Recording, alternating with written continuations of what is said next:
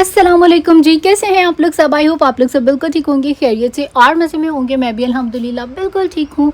तो जी रोज़ाना एक न्यू और मज़ेदार सा व्लॉग देखने के लिए फटाफट से कर लें सब्सक्राइब मेरे चैनल को और लाइक कर दें वीडियो को अगर आपको अच्छी लगती है तो जी सुबह सुबह यहाँ उठने के बाद सबसे पहला काम होता है दूध को बॉईल कर लो, क्योंकि दूध बॉईल करके जो चाय का मज़ा आता है ना वो मतलब वैसे नहीं आता है। मैंने शुरू से मैं आपको एक ही बात कहती हूँ कि मुझे यहाँ पर चाय का मज़ा नहीं आता, पाकिस्तानी स्टाइल वाली चाय नहीं होती।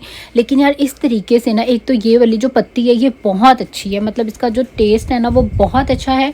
और साथ में शायद दूध को बॉईल करने के बाद जो उसका टेस्ट बनता है ना, तो वो काफ़ी हद तक ना सिमिलर पाकिस्तान जैसे चाय जो है वो लगती है। वरना बहुत सारे लोग जो यहाँ यूएसए में रहते हैं मेरे साथ ज़रूर एग्री करेंगे कि यहाँ पर जो चाय का टेस्ट है ना वो वैसा नहीं होता है। तो शायद मैंने कभी दूध को बॉईल करके यूज़ ही नहीं किया था, लेकिन अभी जो है मैं दूध को सेपरेटली पहले अच्छी तरह से पकाती हूँ, बॉईल करती हूँ और उसके बाद जो हूँ चाय में डालती हूँ।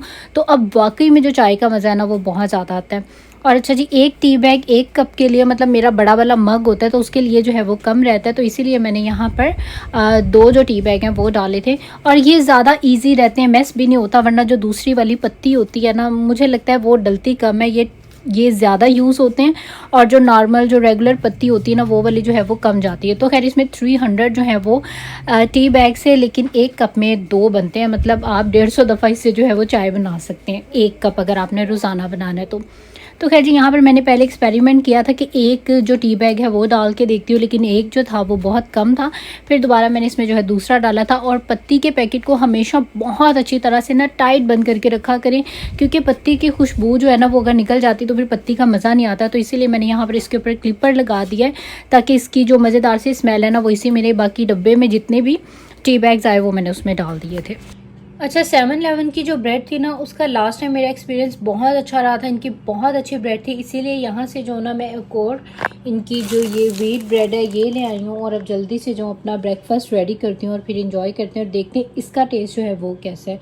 थोड़ी सी प्राइसी होती हैं इनकी ब्रेड, लेकिन टेस्टी होती हैं, मतलब मज़े की होती हैं। और ये वही अंदरसे की टिक्कियाँ हैं जो मैंने बनाई थी, काफ़ी सारी हम लोगों ने खा ली, लेकिन जो बची हैं ना अब वो मैं इस वाले डब्बे में डाल दूँगी, क्योंकि बाहर जो है ना ये सारी सॉफ्ट सी जो है वो हो रही हैं। और ये वाला जो है ना एयर टाइट डब्बा है, इसमें जो है ये सॉफ्ट नहीं होंगी। और उसके बाद ये यहाँ पर जी मैं फ्रेगरेंस के लिए जो हूँ रूम में लगाने लगी हूँ। ये जब आपने रूम में लगाया हो ना, तो जैसे ही आप रूम का जो है डोर ओपन करते हैं ना, तो इतनी प्यारी खुशबू आती है रूम से, जैसे आपने कोई बड़ा मज़ेदार सा जो है ना परफ्यूम लगाया हुआ है। खैर मुझे इसका जो ब्लू वाला फ्लेवर है वो ज़्यादा पसंद है, लेकिन वो नहीं था तो मैंने यही ले लिया। और उसके बाद यहाँ पर अभी जो है साफ़ सफाई का जो है काम वो चल रहा है, क्योंकि आजकल हम लोग एवरीडे बीच पर जाते हैं और जब वापस आते हैं तो थोड़ी बहुत रेत, आप जितना भी ख्याल करें ना कि घर में जो है वो रेत ना आए, मैस ना आए, लेकिन हो ही जाता है। और सेकंड है कि छोटे बच्चे हैं, कभी चॉकलेट्स खा रहे हैं वो गिरा रहे हैं, कुकीज़ खा रहे हैं वो गिरा रहे हैं। स्पेशली जो मैंने भी अंदरसे बनाए थे ना, इसका जो था ना वो बड़ा ज़्यादा पाउडर सा जो है वो गिरा हुआ था पूरे बेड के ऊपर भी और नीचे भी। तो मैंने सोचा कि अच्छे से जो है ना सारा वॉश कर देते हैं, सारी साफ़ सफाई कर देते हैं, ताकि घर जो है ना वो एक दफ़ा अच्छा सा साफ़ सुथरा हो जाए। तो यहाँ पर किचन जो है, किचन को भी मैं अपने ज़रूर जो हूँ वॉश करती हूँ। यहाँ पर एक्चुअली ना वॉश करने की ऑप्शन नहीं होती है, तो बस इसी तरह से ही मैं यही तरीका यूज़ करती हूँ। और ये बहुत अच्छा है, क्योंकि यहाँ पर कोई पानी के ड्रेनिंग का सिस्टम नहीं होता। तो थोड़ा सा पानी डाल के अच्छी तरह से वॉश करके और उसके ऊपर जो है आप ड्राई जो मॉप है वो लगा दें। और यहाँ पर बहुत सारे लोग जो हैं वो बीच की तरफ जा रहे हैं, क्योंकि बीच पर जो है ना आज बहुत ज़्यादा रौनक है और काफ़ी गर्म दिन है। और जब गर्म दिन होता है ना, फिर लोग जो है ना इस तरह मतलब काफ़ी ज़्यादा जो है ग्रुप्स की सूरत में आ रहे होते हैं और सारे के सारे जो हैं यहाँ पर अपनी गाड़ी पार्क करते हैं, क्योंकि ये जो रो है ना ये सारी फ्री होती है। लेकिन मेन पर अगर आप गाड़ी पार्क करेंगे तो आपको जो है वो पे करना पड़ता है। खैर जी, घर की सारी साफ़ सफाई करने के बाद अभी मैंने खुद जो है वो शावर ले लिया है। और यहाँ पर जो है मैंने अपना ड्राई करने के लिए रख दिया है टॉवल। और यहाँ पर ये रात के रायन के जो है वो कपड़े पड़े हुए थे और मैं इनको धोना ही भूल गई थी, इसने गीले आके उतारे और वो वॉशरूम ऐसे ही पड़े थे। फिर अभी जो है मैंने ये भी धो के और ड्राई करने के लिए डाल दिए हैं। और बहुत ज़्यादा जो है ना वो गर्मी है, अगर आप यहाँ पर 2 से 3 मिनट खड़े हो ना, आपके जितने गीले बाल हैं ना वो ड्राई हो जाएंगे।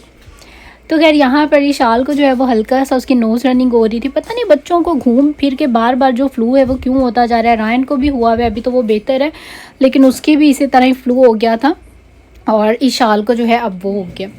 तो खैर अभी काम शाम करने के बाद ना मुझे तो लग जाती है थोड़ी सी भूख। तो ये आइसक्रीम केक के लास्ट मराहिल पे, मतलब ये बस इतना सही जो है वो पीस था, तो मैंने सोचा कि फ्रूट काट के और आइसक्रीम डाल के तो ये जो है ना मज़ेदार सा इसको बना के इस तरह से खाते हैं, क्योंकि इसमें क्रीम भी थी, आइसक्रीम भी थी और साथ में फ्रूट्स के साथ जो था ना इसका मतलब मज़े का लग रहा था, टेस्ट बहुत अच्छा लग रहा था। अगर आप लोगों ने कभी ट्राई नहीं किया आइसक्रीम केक जो है वो फ्रूट में मिक्स करके खाना, तो एक दफ़ा ज़रूर ट्राई कीजिएगा, आपको बहुत ज़्यादा जो है वो अच्छा लगेगा।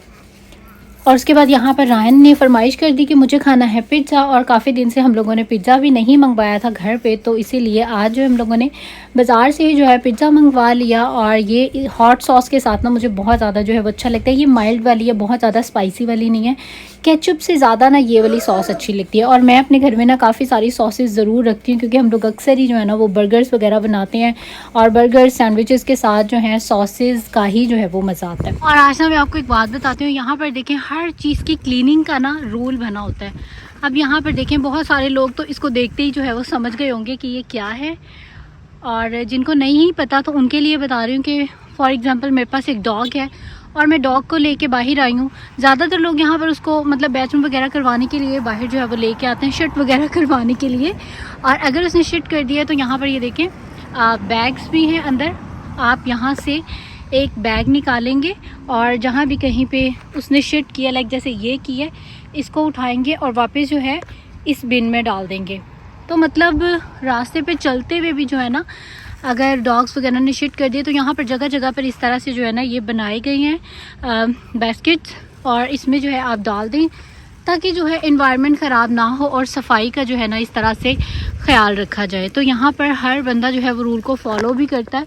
हर किसी के पास ही तकरीबन एक से ज़्यादा ही कुत्ते होते हैं, और अगर उनको कोई ऐसी प्रॉब्लम है तो यहाँ पर जो है उसकी प्रॉपर उन्होंने हर चीज़ का रूल बनाया हुआ है। इसीलिए इन जगहों पर जो है ना सफाई बहुत ज़्यादा है, क्योंकि हर बंदा जो है ना अपने मुल्क को अच्छा प्यारा और साफ़ सुथरा रखने की जो है ना वो पूरी कोशिश करता है।